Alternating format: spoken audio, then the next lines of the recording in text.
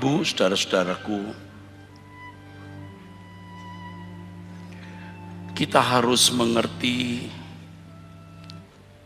dan benar-benar menerima konsekuensi dari anak Allah yang memberi diri ditebus oleh darah Tuhan Yesus Kristus. Sebenarnya penebusan itu mengerikan. Penebusan itu memiliki konsekuensi logis yang mengerikan. Sebab ketika seseorang memberi diri dibaptis di dalam nama Tuhan Yesus Kristus, meninggalkan cara hidup yang lama dan memberi diri dibaptis, maksud saya ditebus oleh Tuhan Yesus Kristus, maka dia menjadi orang yang lebih miskin dari orang miskin. Orang yang ditebus oleh darah Tuhan Yesus Kristus dan menyatakan diri menjadi milik Tuhan dan dibaptis, itu orang yang kehilangan seluruh hak hidupnya. Dia lebih miskin dari orang miskin. Sebab semiskin-miskinnya orang, saudaraku, ia masih merasa memiliki hak. Semiskin-miskinnya seseorang, dia akan masih memiliki hak. Sekecil apapun hak itu. Tetapi ketika kita ditebus oleh darah Tuhan Yesus dan memberi diri dibaptis, kita melepaskan semua hak kita. Semua hak kita. Jadi hati-hati saudara, mengaku percaya kepada Tuhan Yesus dan memberi diri untuk ditebus oleh darah Tuhan Yesus dan memberi diri dibaptis pula. Hati-hati saudara. Sebab saudara menyerahkan seluruh pemilikan diri saudara dan semua hak saudara kepada Tuhan. 1 Korintus pasal 6 ayat 19 dan 20. Kamu telah dibeli dengan harga yang lunas dibayar. Bahwa kamu bukan milik kamu sendiri. Sekarang tubuhmu menjadi bait Roh Kudus.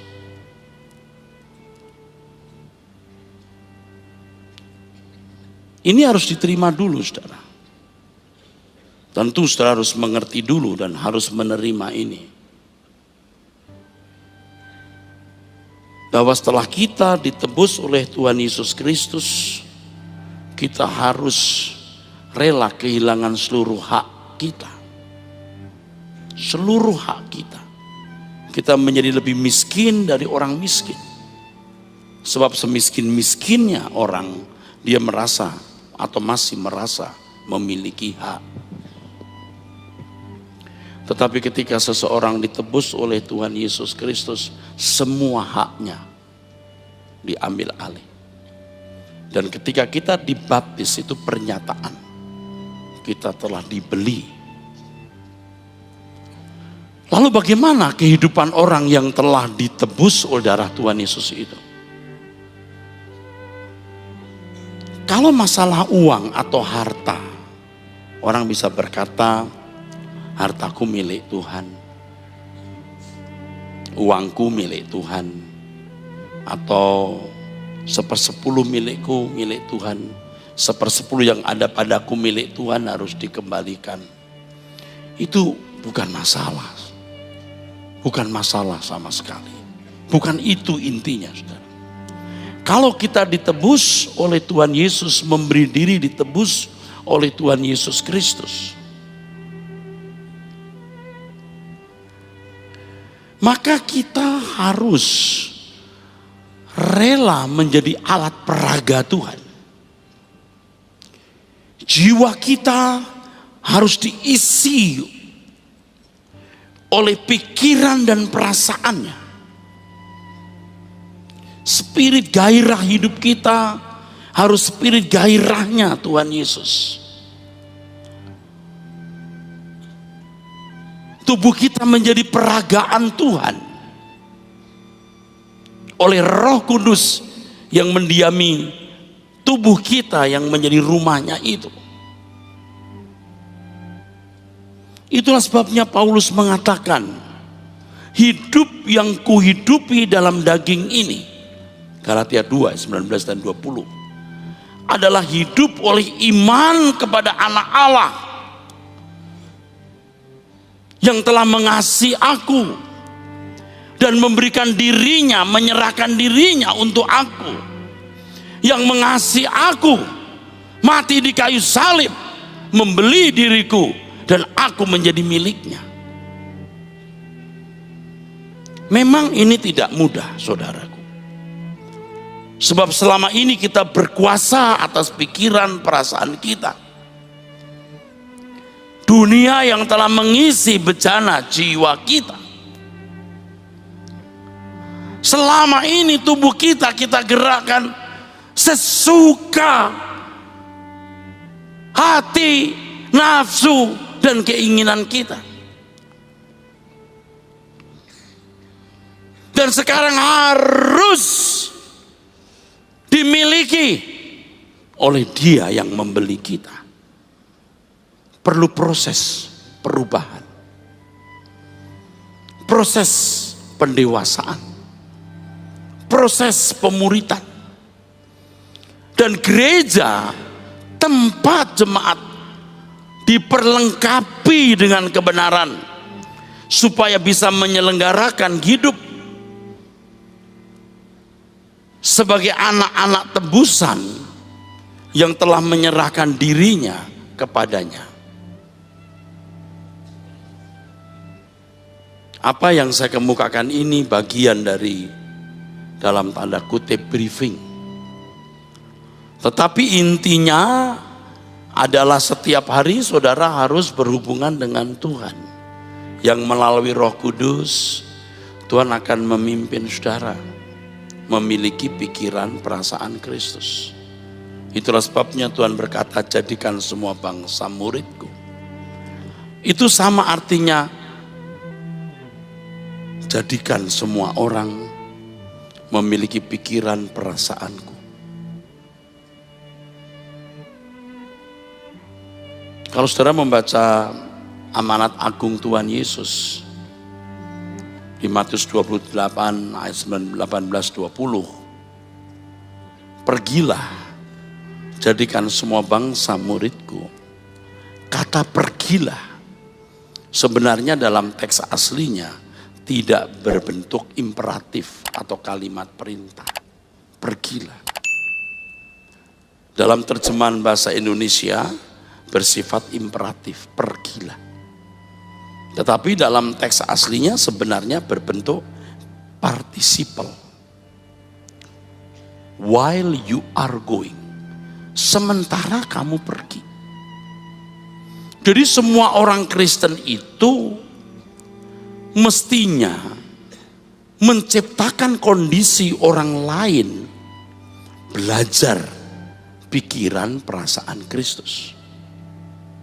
Yang saya katakan ini benar banget saudaraku. Bukan hanya membuat orang beragama Kristen, tetapi bagaimana setiap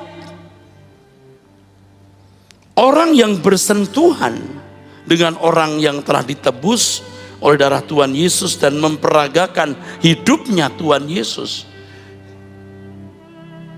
juga akan dimuridkan, sehingga hidup kita ini memang menjadi model dengan mana orang membentuk dan membangun dirinya.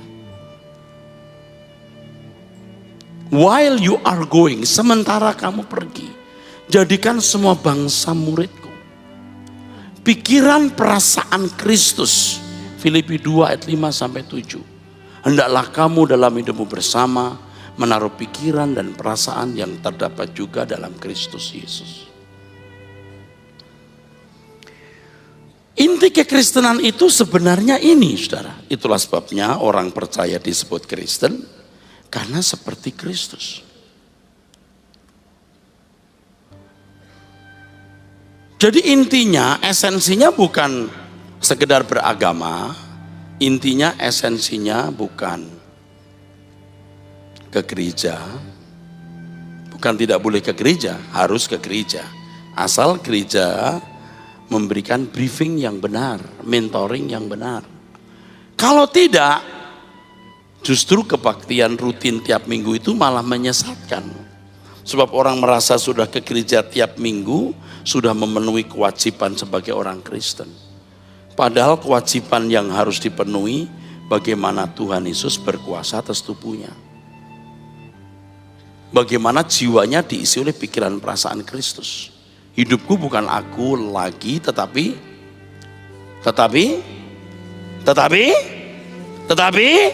Kristus yang hidup di dalam aku. Pikiran perasaannya, spiritnya dan gairahnya. Dan itu tidak bisa dipelajari dalam 1 jam di gereja.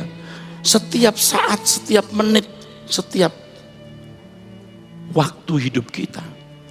Jadi ketika saudara menjadi anak tebusan Tuhan, agenda hidup saudara adalah bagaimana hidup tidak lagi menuruti daging, tapi menurut roh. Dan nanti saya jelaskan apa artinya menurut roh ini. Tetapi sekarang ini intinya Bapak Ibu harus bersedia dulu. Jadi anak tebusan Tuhan itu lebih miskin dari orang miskin. Kalau orang semiskin-miskinnya itu masih merasa punya hak. Tetapi kalau saudara tidak boleh punya hak sekecil apapun. Jadi kalau hanya masalah uang, itu sama sekali belum masalah inti. Jadi sudah jangan persoalkan lagi perpuluhan atau bukan. Itu bukan masalah lagi. Dulu di medsos pernah beredar Pak Eras anti perpuluhan. Itu sudah bukan masalah lagi. Juga intinya bukan setiap minggu ke gereja, jadi jemaat atau majelis atau jadi pendeta. Itu sudah bukan masalah. Yang jadi masalah apakah hidup kita menjadi peragaan Tuhan. Biar dia pendeta, kalau hidupnya tidak menjadi peragaan Tuhan, ya nol pudol, udah gak ada artinya. Biar dia memberi 20%, gak usah 10%. Kalau hidupnya tidak menjadi peragaan Tuhan juga percuma. Jadi aktivis, jadi majelis percuma. Anda boleh tepuk tangan untuk kebenaran ini. Saudara mengerti yang saya sampaikan? Saudara mengerti yang saya sampaikan? Bersedia memenuhi? Tuh.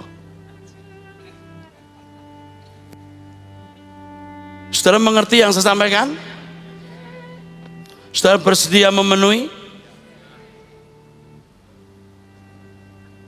Kalau saudara tidak bersedia memenuhi, saudara menolak penebusan itu. Keselamatan menjadi sia-sia loh. Sebab keselamatan itu kan usaha Tuhan mengembalikan manusia ke rancangan semula, segambar dan serupa dengan Allah. Dan Yesus inilah model manusia yang dikehendaki Allah. Diselamatkan artinya menjadi model seperti Dia.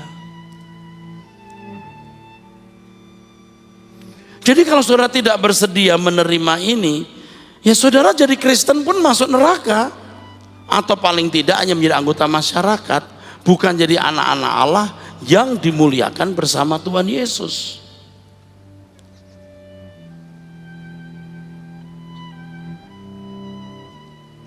Jadi kalau kita bicara jujur, banyak gereja sebenarnya tidak mengajarkan Injil yang benar. Hanya mengajak orang berliturgi, kebaktian, lalu membangun semacam kerajaan yang namanya gereja atau semacam rezim. Ada pendeta, ada majelis.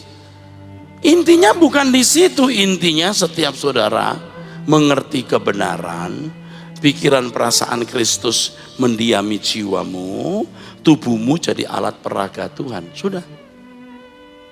Mau kebaktian hari Minggu atau pertengahan minggu, tidak jadi masalah. Dan orang-orang seperti ini pasti hidupnya menyenangkan Tuhan, pasti berkenan. Saudara bersyukur loh datang malam ini. Saudara biar tahu, biar mengerti Injil yang benar itu apa. Kasihan, banyak orang nggak ngerti. Ngerti saja nih, saudara bersedia, itu praktek untuk bisa merubah dari pemilikan ownership, pemilikan diri kita atas diri kita sendiri, dan pemilikan Tuhan atas diri kita, perlu waktu. Kita ini orang-orang liar yang sudah biasa mengatur diri sendiri sesuka kita. Jadi kalau dikatakan menyalipkan daging, menyangkal diri, itu maksudnya. Bukan sekedar tidak berbuat dosa, tidak berjudi, tidak mencuri, tidak berzina. Bukan hanya itu, tetapi seluruh hidupmu dikuasai Tuhan. Anda beri tepuk tangan untuk kebenaran ini. Maka Tuhan berkata, darahku benar-benar minuman, dagingku benar-benar makanan. Darahku itu spirit, kau minum. Jiwamu ku masuki spirit atau gairahku. Tubuhmu menjadi alat peragaku. Itu maksudnya. Jadi kalau kita merayakan perjamuan kudus, kita menjadi satu dengan Tuhan, menjadi satu dengan penderitaan dan kematiannya. Itu berarti saudaraku, kita mengikuti jejak hidupnya Tuhan Yesus. Tetapi hari ini perjamuan kudus ya pokoknya perjamuan kudus saja, memperingati kematian Tuhan. Malah ada orang yang perjamuan kudus supaya sembuh dari sakit, itu saja. Bukan tidak mungkin sembuh dari sakit, bisa.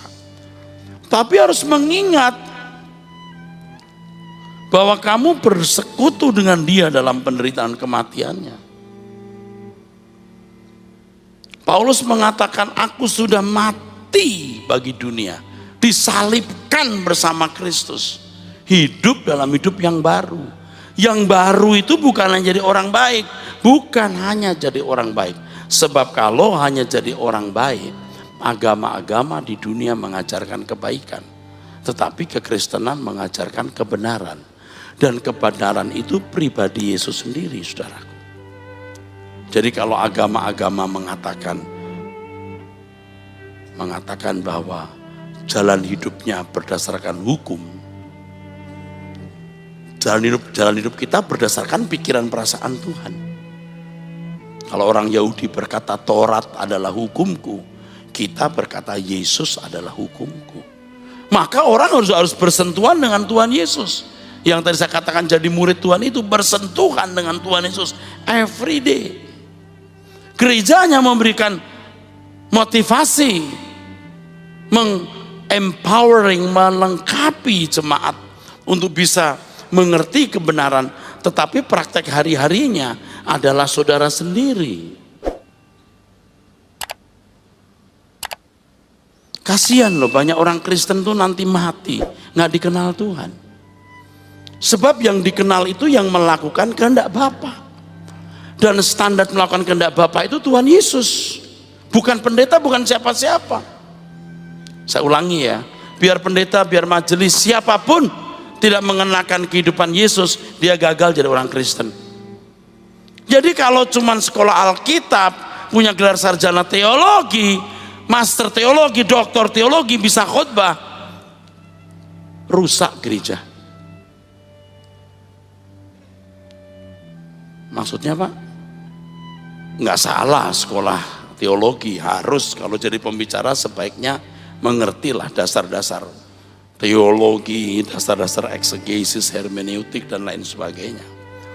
Tetapi yang penting dia harus menjalani hidup sebagai anak-anak Allah, belajar mengenakan pribadi Kristus. Wah, itu berat saudaraku, berat, karena kita harus menyangkal diri. Itu kan sama juga kita itu membunuh diri kita. Kita mati sebelum mati. Erastus mati, Yesus yang hidup. Nah Erastus ini tidak mau mati, ini sering mau hidup terus. Karena sudah lama dihidupi, dipuaskan. Jadi orang yang ditebus oleh darah Tuhan Yesus Kristus harus menghidupkan Yesus dalam hidupnya. Saudara, hari ini pulang dengan pemikiran baru, pengertian baru, kebenaran yang murni. Saudara harus belajar melakukan. Anda tidak melakukan, Anda kehilangan kesempatan selamanya. Tidak akan pernah punya kesempatan lagi. Sudah terlalu lama, saudaraku, Injil yang murni hilang. Hilang. Diganti agama. Agama penuh dengan intrik-intrik bisnis. Bisnis pendeta, bisnis gereja. Dan itu memuakkan Tuhan. Produknya orang-orang Kristen yang baik. Bukan kehidupan Yesus yang dihidupkan dalam diri orang-orang Kristen itu.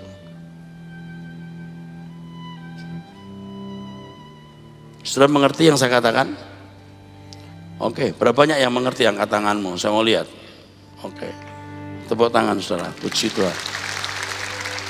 Cara saudara mengangkat tangan menunjukkan saudara serius untuk berubah. Percaya, paling tidak 70% saudara betul-betul mau berubah. Puji Tuhan. Dan malam ini malam yang luar biasa. Malam di mana akan dilahirkan anak-anak Allah. Jangan saudara berkata anak Allah ya kalau watakmu belum seperti Yesus atau tidak semakin seperti Yesus. Walaupun belum seperti Yesus tapi semakin seperti Yesus.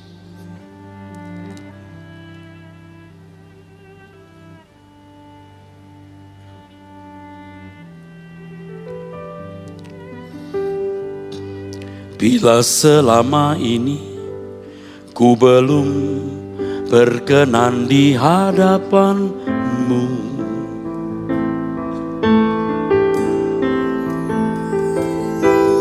tak ku lakukan kehendakmu, tak ku penuhi rencanamu Bapa.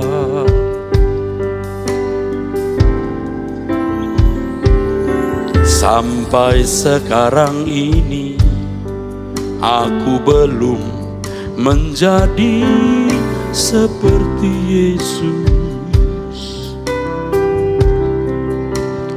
Beriku kesempatan di sisa waktuku, kau ubahkan.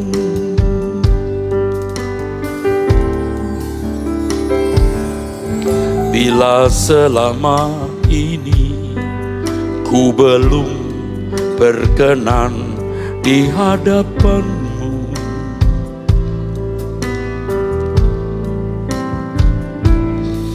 tak ku lakukan kehendakmu, tak ku penuhi rencanamu Bapa.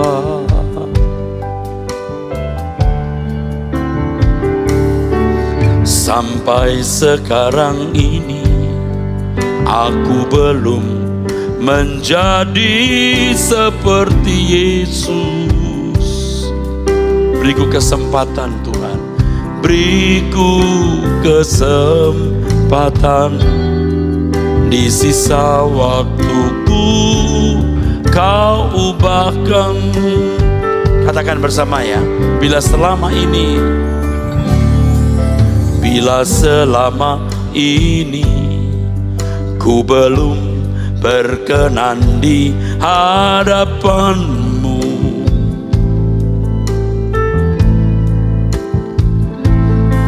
tak ku lakukan kehendakmu, tak ku penuhi rencanamu Bapa.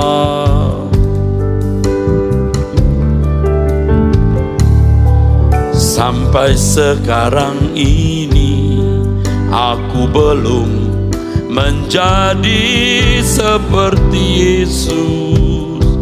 Beriku kesempatan Tuhan, beriku kesempatan di sisa waktuku, Kau ubahkan. Bila selama ini, semua nyanyikan bersama saya. Bila selama ini ku belum berkenan di hadapanmu,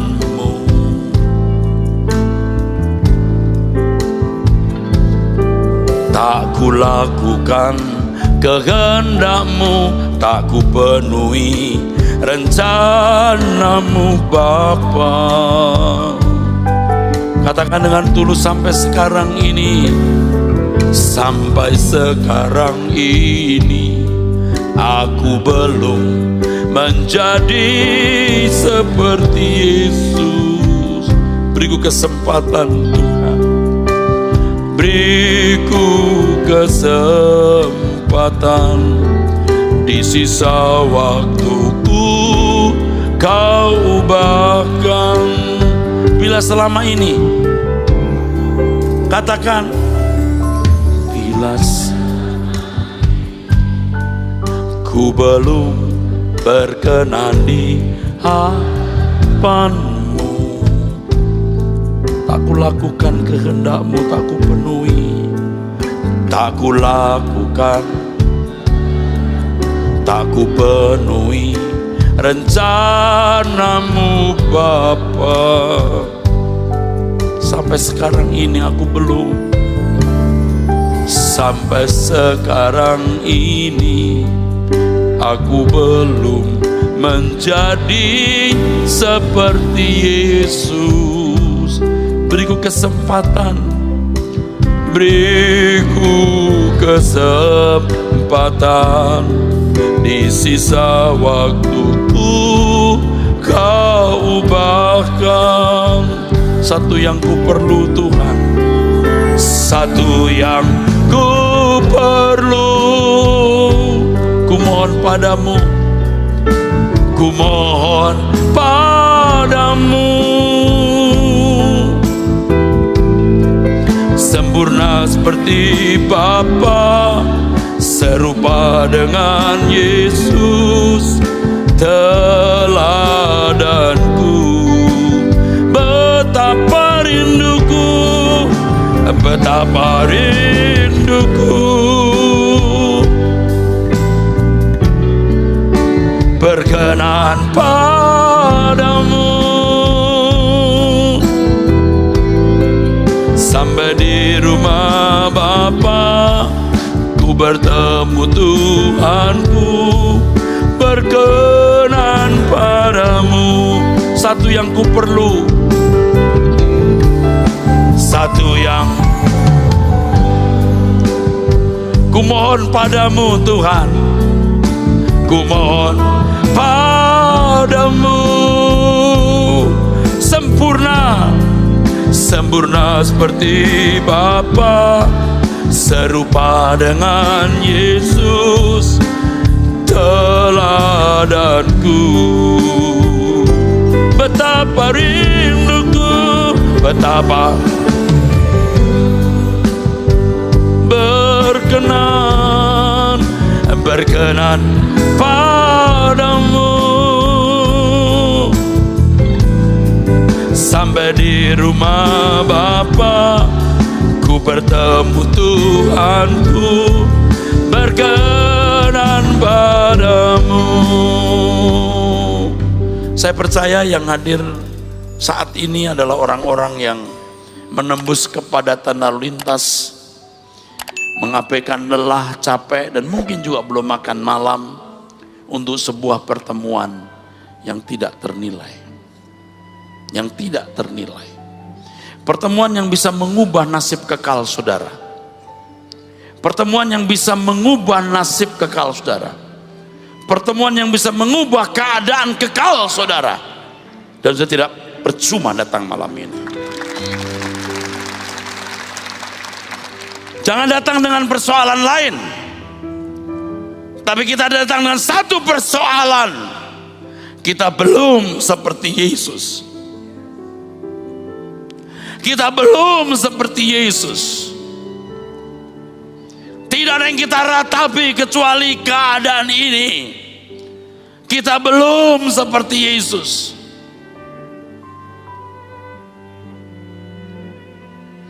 Dan betapa berkenan hati Bapa di surga kalau saudara benar-benar memperkarakan hal ini dan menjadikan ini agenda hidup saudara. Karena ini akan memberi kepada saudara kemuliaan yang tidak akan pernah diambil siapapun.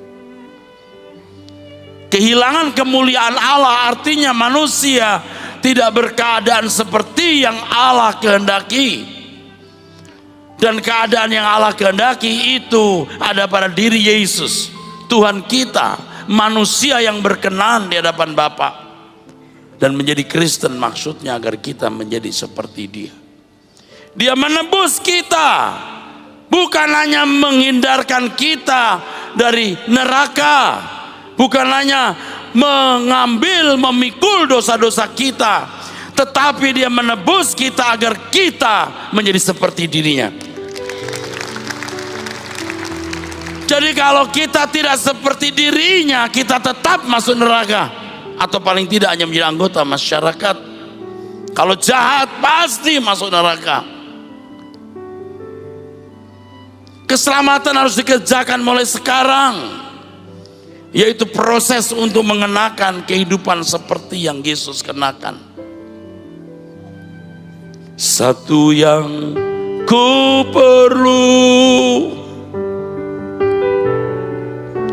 ku mohon padamu, sempurna, sempurna seperti Bapa, serupa dengan Yesus, teladanku. Betapa berkenan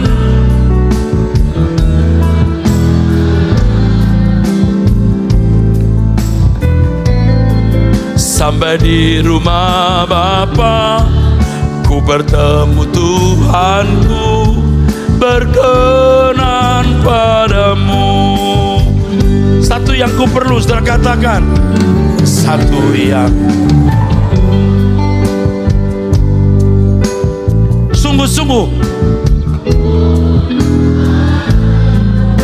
biar hidup kita dirubah malam ini.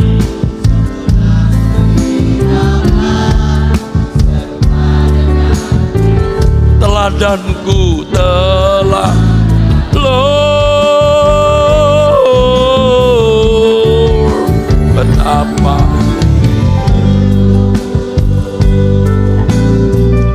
dengan tulus padamu,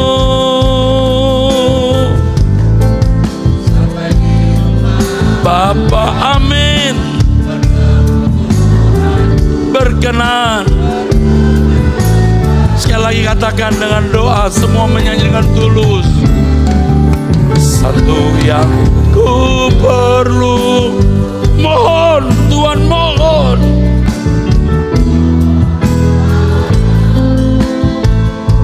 Sempurna seperti Bapa,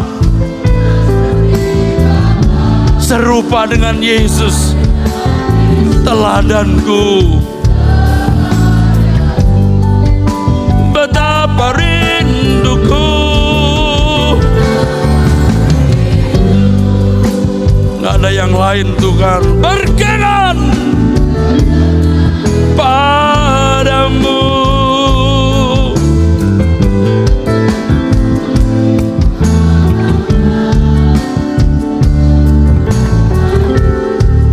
Berkenan padamu. Saudara,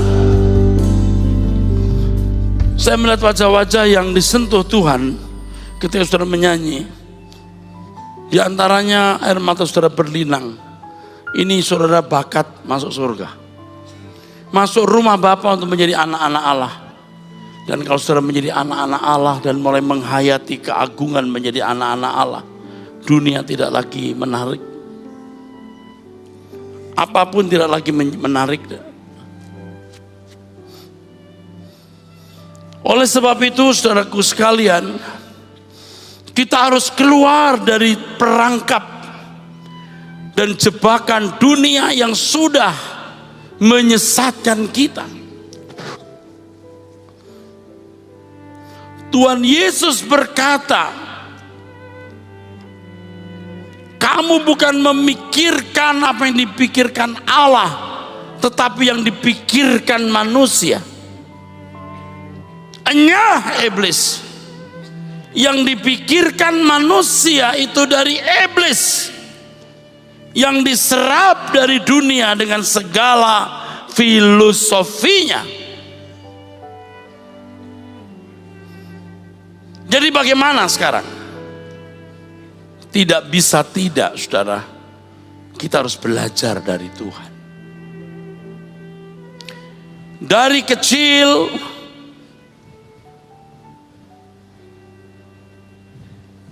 pada umumnya orang diasuh oleh dunia dengan cara berpikir, ya, dengan segala filosofinya, dan membangun selera di dalam jiwa. Dia menemukan spirit dari dunia ini, dan itu yang dikatakan sebagai roh perbudakan. Roma pasal 8. Roh perbudakan. Diperbudak. Coba lihat manusia pada umumnya. Bangun pagi, kerja sampai jauh malam, besok begitu lagi. Apa yang dicari coba? Kalau anak-anak muda sekolah, kuliah, kerja, karir, maksud saya kerja, menikah, punya anak, coba apa yang dikejar? Yang dikejar adalah apa yang orang lain lakukan, apa yang orang lain miliki. Dan itu standar kebahagiaannya. Dan manusia selalu kurang, saudaraku. Selalu kurang. Itu roh perbudakan. Dari sejumlah uang ke sejumlah uang yang lain, biasanya mau lebih banyak. Dari satu kesenangan ke kesenangan yang lain. Dari motor menjadi mobil, dari mobil minibus jadi mobil niaga, dari mobil niaga mau sedan, dari sedan ke sedan yang lux, yang build up dan seterusnya, sampai kapal pesiar dan seterusnya. Manusia berhutang kepada dunia. Dia merasa berhutang untuk memiliki segala fasilitas hidup dan mengharapkan dengan semua fasilitas hidup ini dia bahagia. Ini roh perbudakan. Ketika Tuhan menebus kita, kamu bukan milik kamu sendiri, kata firman Tuhan. Sekarang tubuhmu bait Roh Kudus. Muliakanlah Allah dengan tubuhmu. Mulai berlaku firman, baik kamu makan atau minum atau melakukan sesuatu yang lain, lakukan semua untuk kemuliaan Allah. Yang tadinya berhutang kepada dunia untuk hidup menurut daging, sekarang harus hidup bukan menurut daging tapi menurut roh. Harus bisa membedakan antara dipimpin roh dan menurut roh. Dipimpin Roh Kudus menurut roh saja. Roma pasal 8. Sebenarnya yang saya khotbahkan ini satu buku, saudara. 30 bab. Saya harus mengkhotbahkan dalam satu kali. Berat. Kalau saya punya waktu, rasanya saya ingin khotbah berseri kepada saudara. Cuman waktu saya sangat sempit. Saya tidak tahu tahun depan apakah saya sempat. Saya bisa beri satu penjelasan seri setiap Kamis 2 kali, 3 kali, 4 kali pertemuan. Dengan satu tujuan, mengungsikan saudara dan kita pulang bersama ke surga.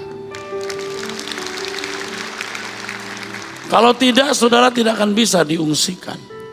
Tapi sementara waktu saudara dengar dulu, lalu saudara bisa melihat dan mendengar di YouTube ya saudaraku. Saya bersyukur saya ada di sini, saudara.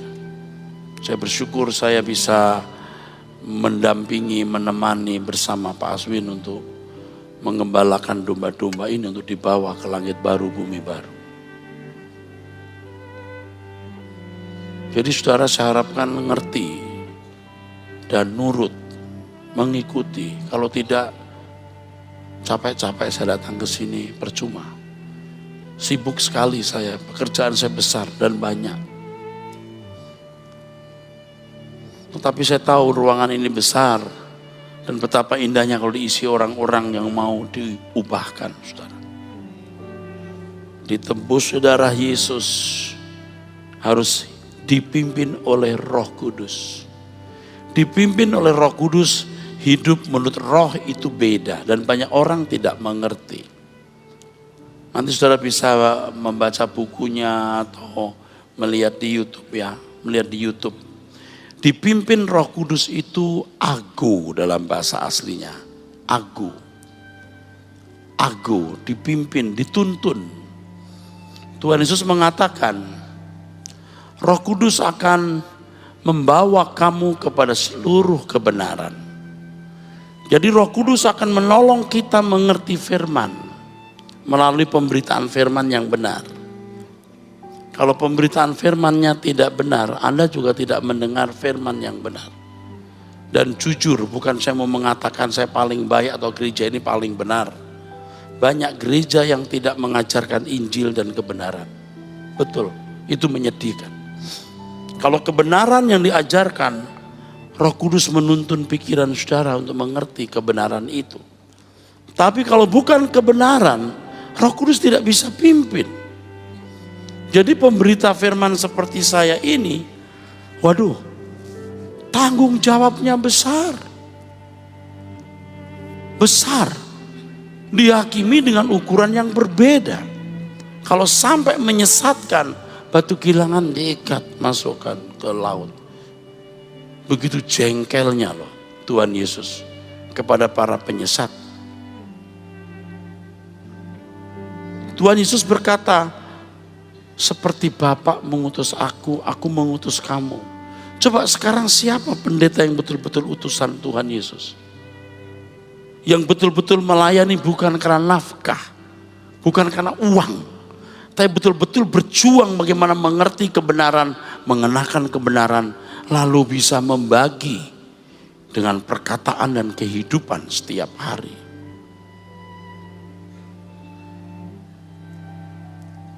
Roh Kudus memimpin kita, membuat kita mengerti firman secara logos, secara pengertian. Roh Kudus menuntun kita lewat pengalaman hidup, memberikan suaranya. Firman yang keluar dari mulut Allah, pasti dari hatinya. Dan itu kita dengar tiap hari bagi yang mau belajar. Maka agenda kita harus satu, berubah menjadi seperti Yesus. Kalau tidak mau berubah seperti Yesus, berarti tidak mengasihi. Dan Allah bekerja dalam segala halanya bagi orang yang mengasihi. Alkitab Roma 8 ayat 28. Dari firman yang saudara pahami secara nalar, logika ini. Lalu melalui kejadian-kejadian hidup, Anda akan menemukan Tuhan. Menemukan spiritnya. Jadi begini saudara. Saudara itu bisa menemukan Tuhan lewat lewat 3 saluran. Yang pertama, Anda bisa merasakan, menangkap kehadiran Tuhan dalam nalar saudara. Nalar ini melalui firman. Jadi kalau firman yang benar, nurani saudara pasti akan berkata juga, ini logis. Ini realistis, ini jujur, ini benar. Anda menemukan Tuhan dalam nalarmu. Ciri-ciri orang yang menemukan Tuhan dalam nalarnya, dia menjadi takjub, kagum terhadap kebenaran. Dan dia akan menjadi kecanduan. Dia akan mencari firman. Firman yang benar. Ya resikonya kalau dia dengar khotbah yang salah, Jadi gelisah juga dia. Ini nggak benar, dia gelisah. Nalar. Bukan berarti perasaan tidak jalan, pasti ini semua berjalan bersama, tapi dominan tuh di kepala, di nalar saudara maksudnya. Yang kedua, menemukan Tuhan dalam doa. Nah ini perasaan lebih dominan. Tiap hari minimal 30 menit ketemu Tuhan. Nalarnya lewat pendeta, khotbah, YouTube, buku, amin. Saudara kalau sering melihat saya di YouTube, Anda akan saya harap ya, kecanduan. Saya harap kecanduan. Terus, dan Anda akan takjub, bukan manusianya, firman-Nya. Yang kedua lewat pertemuan dengan Tuhan di dalam batin, perasaanmu. Jadi saudara harus berani mencari wajah Tuhan dan menyediakan waktu minimal 30 menit. 1 jam setiap hari pasti ketemu. Itu pertemuan yang tidak ternilai, yang akan mengubah jalan hidupmu. Lalu yang ketiga, lewat peristiwa, pikiran jalan, perasaan jalan. Amin. Lewat peristiwa hidup, pikiran jalan, perasaan jalan. Amin. Kalau nalar lewat firman, amin. Belajar firman, doa, perasaan, peristiwa hidup, pikiran dan perasaan. Dari pengalaman berjalan dengan Tuhan, Anda menemukan roh saja. Nah sering orang tidak bisa membedakan antara Roh Kudus dan roh. Itu beda. Roh Kudus maksudnya pribadi roh Allah yang menuntun saudara kepada seluruh kebenaran. Dari tuntunan itu Anda menemukan spirit, gairah. Spirit atau gairah, ini roh namanya Pak, amin. Nah kita harus menurut roh. Nah kata menurut ini bukan aku, dipimpin roh itu aku. Kalau menurut roh itu stoiko. Stoiko itu berjalan seiring. Berjalan seiring. Sampai roh itu menjadi milik kita, menyatu dalam diri kita. Karena roh itu pimpinan Roh Kudus atau bagian dari proses pemuritan yang Tuhan Yesus kerjakan lewat Roh Kudus, kita menjadi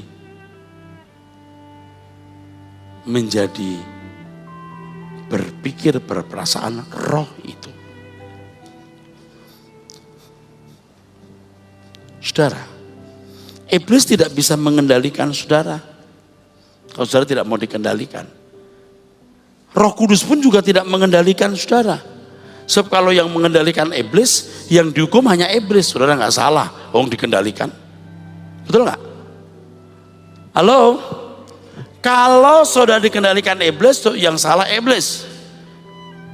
Yang mengendalikan dia, bukan diri saudara.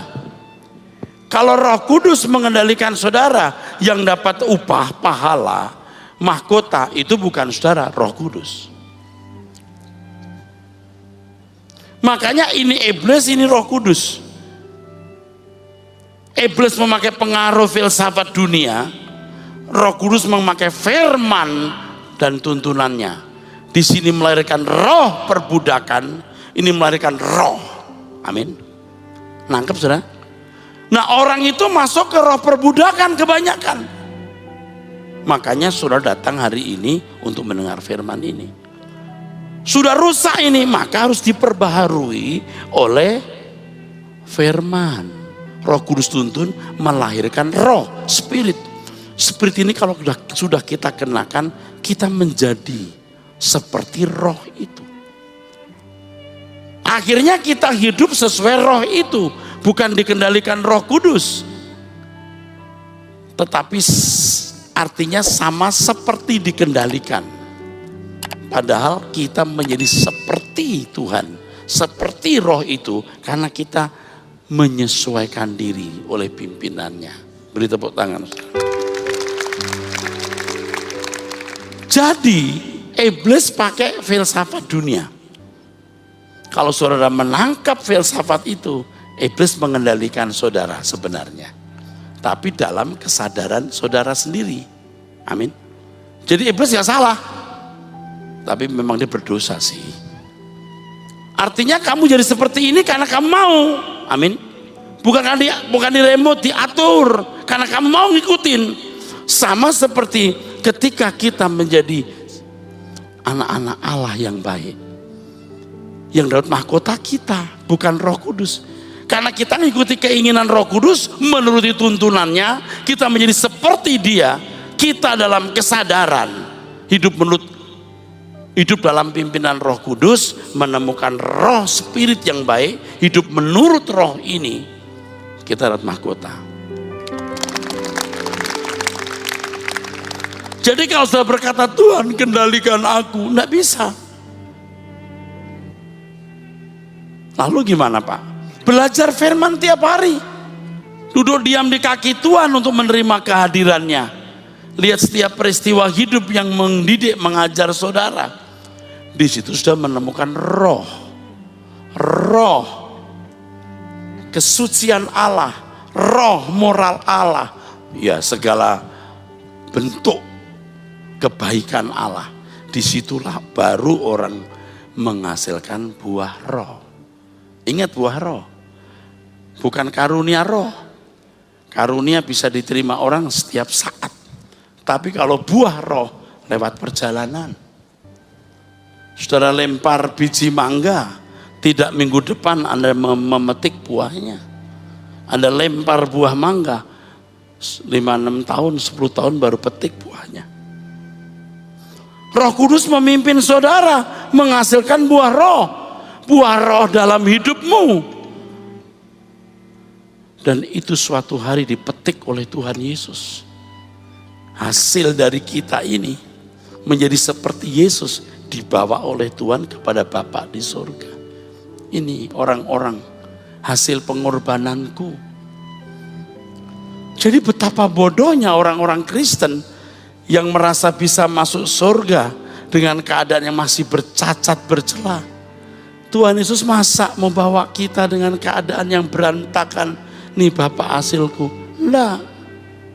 Ketika Tuhan Yesus berkata, aku memberi diriku untukmu, itu artinya aku menebus dosa-dosamu, aku mengajarkan cara hidupku, sehingga engkau menjadi seperti diriku. Tepuk tangan. Oleh sebab itu firman Tuhan mengatakan, kita semua orang berhutang. Berhutang bukan untuk hidup menurut daging, tetapi untuk hidup menurut roh.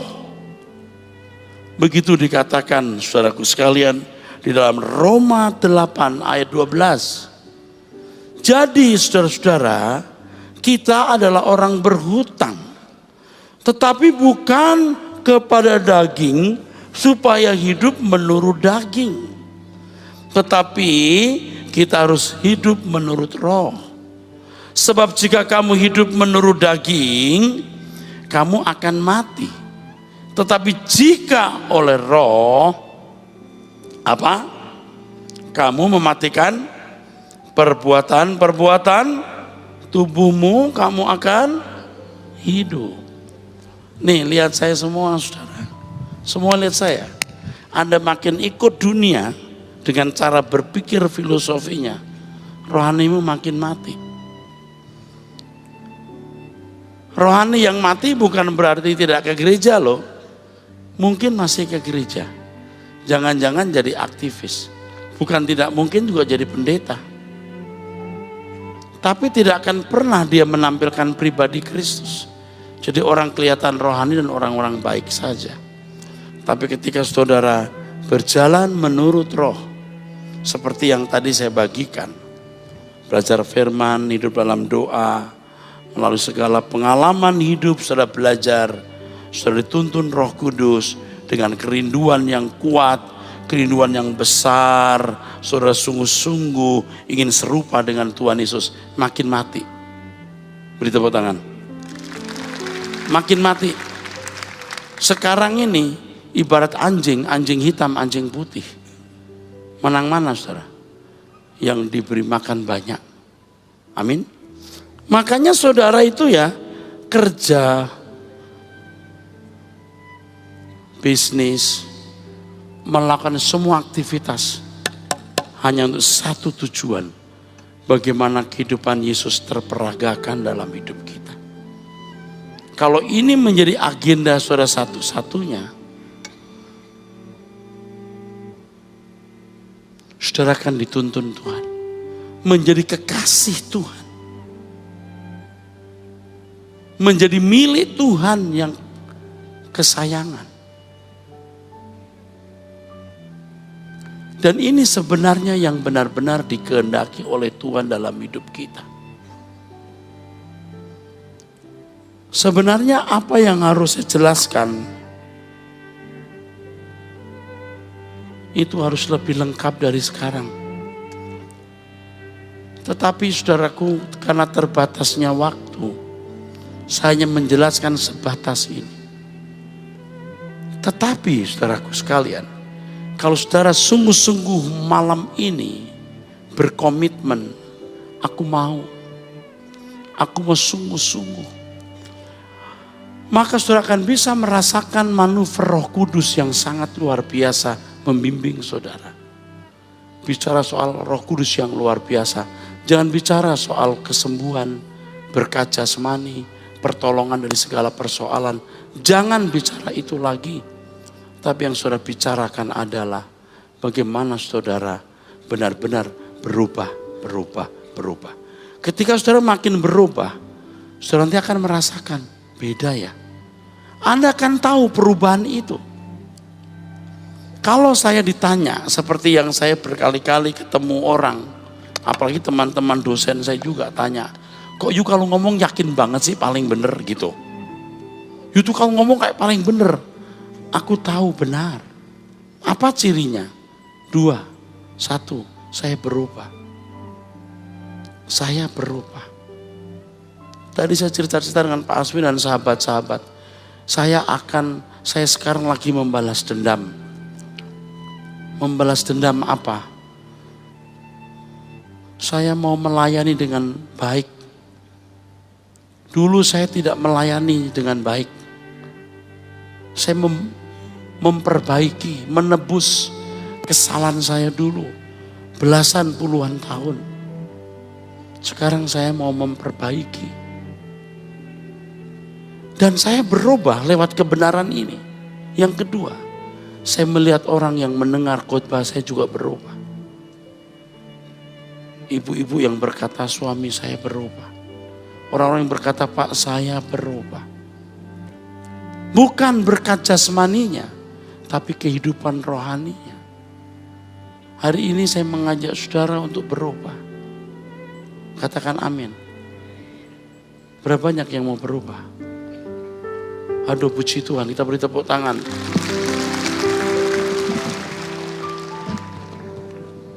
Yesus